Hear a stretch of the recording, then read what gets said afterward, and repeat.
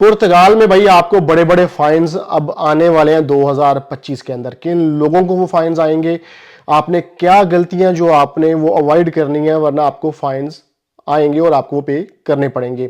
ये भाई को पहले 750 प्लस फाइन आया, 700 प्लस फाइन आया, फिर ये 300 प्लस, और इस तरह के बेशुमार लोगों ने कांटेक्ट किया मुझसे कि भाई हमें ये फाइन आ रहे हैं, ये क्या चीज़ है फाइनेंस की तरफ से, हम इसको कैसे सॉल्व करें, क्या ये फाइन हमारे माफ़ हो सकते हैं या हमें पे करना ज़रूरी है, इनका हमारे पर क्या इफेक्ट पड़ेगा। और ये फाइन थोड़े से 100, अगर आप कुछ 100 में हो ये फाइन, तो ये हज़ारों में कैसे कन्वर्ट हो जाएंगे और आप फंस जाएंगे भाई। वीडियो का टॉपिक बड़ा इंपॉर्टेंट है, वीडियो को लास्ट तक लाजमी देखिएगा, चैनल को सब्सक्राइब भी लाजमी कर दीजिएगा। अगर आपको लीगल असिस्टेंस चाहिए तो आप डिस्क्रिप्शन में टीम से कांटेक्ट कर सकते हैं। अच्छा जी, पुर्तगाल में जैसे आपको पता है कि फिनांस जो है एक डिपार्टमेंट है जहाँ पे आपकी सेल्फ एम्प्लॉयमेंट एक्टिविटी ओपन होती है। जो पुर्तगाल में रहते हैं उनको तो पता है। अब जब आप सेल्फ एम्प्लॉयमेंट एक्टिविटी ओपन कर लेते हैं तो उसमें काफ़ी ज़्यादा चीज़ें होती हैं जो कि आम लोगों को पता नहीं होती।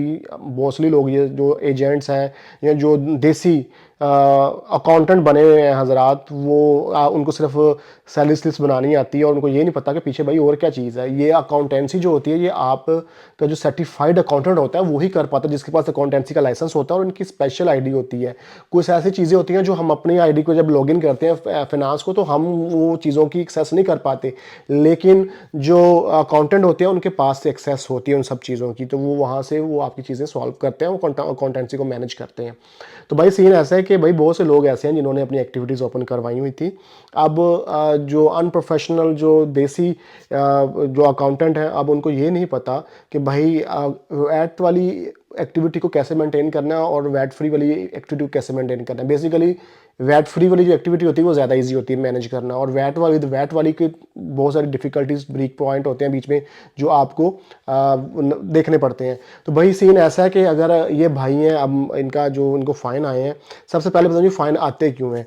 फ़ाइन इसलिए आते हैं, अगर वैट फ्री वाली आपकी एक्टिविटी है तो कोई मसला नहीं, आपको महीने का 20 यूरो सोशल सिक्योरिटी आएगा, वही अपने पे करना है, अगर डिक्लेयर नहीं करता सोशल सिक्योरिटी को। तो अगर आप वैट वाली है तो विद वैट आपको प्रॉपर आपको डिक्लेरेशंस देनी पड़ती हैं 00 की। विदाउट वैट वाली में आपको कोई डिक्लेरेशन देनी है, ऐसे छोड़ दें तो कोई मसला नहीं है, लेकिन विद 14,000 यूरो तक की अमाउंट तक, ये 2025 में 14,000 की लिमिट कर दी गई है। अगर आप कर रहे हैं विद वैट के ऊपर काम कर रहे हैं तो आपको उसका डिक्लेयर करना ज़रूरी है। क्वार्टरली अपने हर हाल में डिक्लेयर करना है, चाहे आप कुछ भी नहीं अर्न कर रहे हैं 00, लेकिन फिर भी आपको डिक्लेयर करना है। एक तो ये रीज़न है कि आप डिक्लेरेशन नहीं देते तो आपको फ़ाइन आ जाते हैं, और तगड़े फ़ाइन आते हैं। नॉर्मली क्या होता है 200-250 यूरो का फ़ाइन आता है मिनिमम, और अगर आप ऑन टाइम इसको पे ना करें तो फिर इसका इंटरेस्ट लग लग के बढ़ जाता है। और मैंने ऐसे हज़रात भी देखे हैं जो ये छोटे छोटे फ़ाइन जो उन्होंने इग्नोर किए, पता ही नहीं चला बेचारों का, भी लॉगिन ही नहीं किया फाइनेंस, और जब 2 साल बाद देखा तो वो फ़ाइन 10,000 15,000 यूरो बन गया हुआ था। फिर क्या होता है, फिर फाइनेंस को पे करना पड़ता है, इंस्टॉलमेंट हो जाती है, लेकिन फाइनेंस माफ़ नहीं करता आप इस चीज़ को, क्योंकि ये आपकी गलती है, फाइनेंस की गलती नहीं है। दूसरी चीज़ ये, जब आप वैट वाली एक्टिविटी बनाई हो और आपका जो अकाउंटेंट है, जो देसी अकाउंटेंट है, जो पोर्चुगीज़ अकाउंटेंट है, उसको पता होता है कि मैंने कैसे इसको करना है, लेकिन जो देसी होते हैं उनको नहीं पता होता वो क्या होते हैं, उनको रसीबो विरदे नहीं बनानी आती वैट के साथ। लेट्स सपोज अगर आपका कोई चीज़ कोई भी काम कर रहे हैं, जैसे जर्नल सर्विसेज में आप काम करते हैं, तो आपका जो वैट है वो 21% है, 21% 0.5 समथिंग ऐसा है।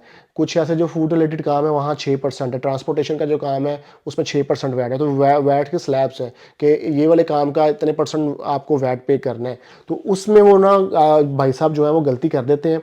और अब मोस्टली क्या हो रहा है, लोगों को फाइन की चीज़ के आ रहे हैं कि वैट वाली उनकी एक्टिविटी थी, और इन्होंने जो भाई साहब हैं, जो देसी अकाउंटेंट हैं या एजेंट्स हैं, इन्होंने विदाउट वैट वाली जो ना रसीबो विरदे यानी सैलरी स्लिप्स उनकी बनाई हुई हैं। तो उस बेस के ऊपर कि आपकी एक्टिविटी विद वैट है और आप विदाउट वैट वाली आप डिक्लेयर ही नहीं कर रहे ना, कुछ भी नहीं कर रहे, तो उस मिस्टेक के ऊपर भाई ये फाइन आ रहे हैं, लोगों को धड़ाधड़ फाइन आ रहे हैं। और अगर आपने इसको इग्नोर किया तो भाई आपको ये फाइन 700 800 250 से 300 से लेके ये भाई आपको ये मल्टीप्लाई होते जाएंगे। मैंने खुद लोगों के इस प्रॉब्लम्स में देखा कि 10-15 यूरो फाइन हो गया, वो वही कि उन्होंने 2-2 साल उसको लॉगिन नहीं किया, चेक ही नहीं किया, बेसिकली दूसरी कंट्री में बैठे हुए काम कर रहे थे, तो उन्होंने कभी इस चीज़ को देखा ही नहीं है। तो अब उनके फाइन्स आ गए हैं तो फाइन आपको पे करने पड़ेंगे।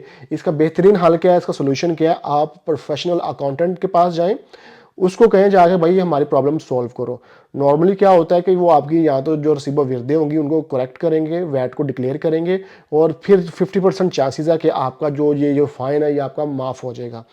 मोस्टली क्या होता है, जो अगर इंटरेस्ट ज़्यादा पे आपके ऊपर आ जाए तो इंटरेस्ट माफ़ हो जाता है, एक्चुअल फाइन पे करना पड़ता है। अगर आपका इनिशियल स्टेज है आपका तो उसमें पॉसिबिलिटी 50% है कि अगर आप चीज़ें करेक्ट कर लेते हैं, डिक्लेरेशंस प्रॉपर अकाउंटेंट आपका डिक्लेयर कर देता है फाइनेंस के अंदर, तो आपका ये वाला फ़ाइन भी माफ़ होने के चांसेस हैं, लेकिन 50% है, वरना नॉर्मली ज़्यादा लोगों को ये फ़ाइन पे करने ही पड़ते हैं। तो ये भाई अपडेट थी। आपने अगर पुर्तगाल में है, अब 2025 स्टार्ट हो गया है, अब ईयरली जो IRS पे होती है वो भी लोग उन्होंने पे करवानी है, करनी है। तो आप जब ऐसे सस्ते 10-10 यूरो वाले लोगों के पास चले जाओगे ना, जो ऐसे ही अपने आप को एक्सपर्ट समझते हैं, तो वो आपका बेड़ा गर्क कर देते हैं। तो भाई अपना बेड़ा गर्क ना करवाएं।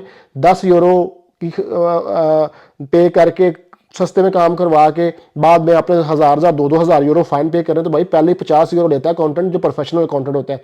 तो पहले ही 50 यूरो पे करके अपने मामलत सही वे में आप उसको लेके चलें, ताकि आपको बाद में जहाँ कोई डिफिकल्टी ना हो, कोई प्रॉब्लम ना आए। भाई ये लोग आपका काम ख़राब कर देते हैं, बाद में हाथ खड़े कर देते हैं, और बेशुमार ऐसे केसेस मेरे पास भरे पड़े हैं सोशल मीडिया के ऊपर।